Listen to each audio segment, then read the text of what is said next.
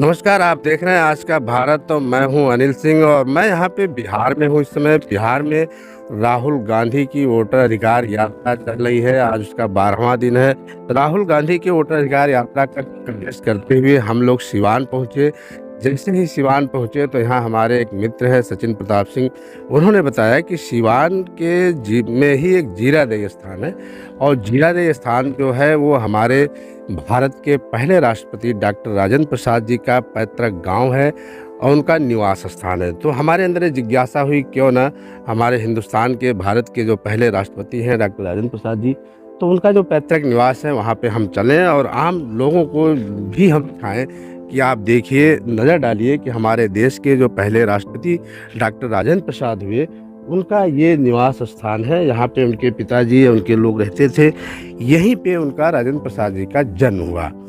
जन्म 1884 में होता है। 1884 में जन्म होने के बाद राजेंद्र प्रसाद जी अपना शिक्षा दीक्षा शुरू करते हैं और शिक्षा दीक्षा शुरू करने के बाद वो हमारे देश के राष्ट्रपति पद तक भी पहुंचते हैं। जैसा कि जो ये शिलालेख है इसके अकॉर्डिंग हम आपको बता दें कि हमारे राष्ट्रपति जो देश के पहले हैं उनका 3 दिसंबर 1884 को उनका जन्म हुआ था और 28 फरवरी 1963 को वो हम देशवासियों को छोड़ करके स्वर्गलोक चले गए थे। और 1950 में वो हमारे देश के पहले राष्ट्रपति बनते हैं और राष्ट्रपति बनने के बाद देश का कार्यभार संभालते हैं और 50 से लेकर के 62 तक वो हमारे देश के राष्ट्रपति रहते हैं।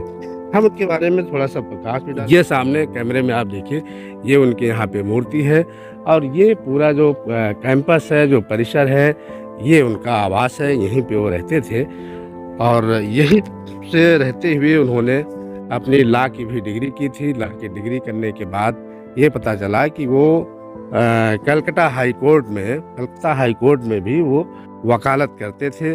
वकालत लगभग 1 साल तक उन्होंने कलकत्ता हाई कोर्ट में वकालत की। उसके बाद वो वहाँ से लौट करके पटना आ जाते हैं। पटना हाई कोर्ट में भी वकालत करते हैं। पटना हाई कोर्ट में वकालत करने के दौरान ही उनकी मुलाकात महात्मा गांधी से होती है और महात्मा गांधी से मिलने के बाद वो जो असहयोग आंदोलन होता है, असहयोग आंदोलन में वो शामिल होते हैं। असहयोग आंदोलन में शामिल होने के बाद यहाँ हम आपको हल्का सा दिखाएंगे कि ये जो देखिए सामने जो तख्त पड़ा हुआ है, महात्मा गांधी जी आए हुए थे। इसी तख्त पे वो रुके थे, विश्राम किए थे। तो ये हमारे भारत का राष्ट्रपति डॉक्टर राजेंद्र प्रसाद जी का ये पैतृक निवास है, जो कि सिवान जिला के जीरादेई गांव का है। उसी जीरादेई गांव में उनका पैतृक हुआ। हालांकि उनके परिवार का कोई भी यहाँ पे नहीं रहता है इस आवास के अंदर। हमने यहाँ पे जानने का प्रयास किया, परिवार के लोग नहीं रहते हैं। भारत का जो पुरातत्व विभाग है वो इस पूरे कैंपस को वो अपने अंडरटेकिंग कर लिया है। चूँकि ये जो भारत के पहले राष्ट्रपति का आवास है तो ये एक तरह से हमारे देश का ये धरोहर है। तो जब कोई भी चीज़ हमारे देश की धरोहर हो जाती है तो पुरातत्व विभाग उसे अपने अंडरटेकिंग कर लेता है। उसकी देखभाल भारत का जो पुरातत्व विभाग है वो करता है।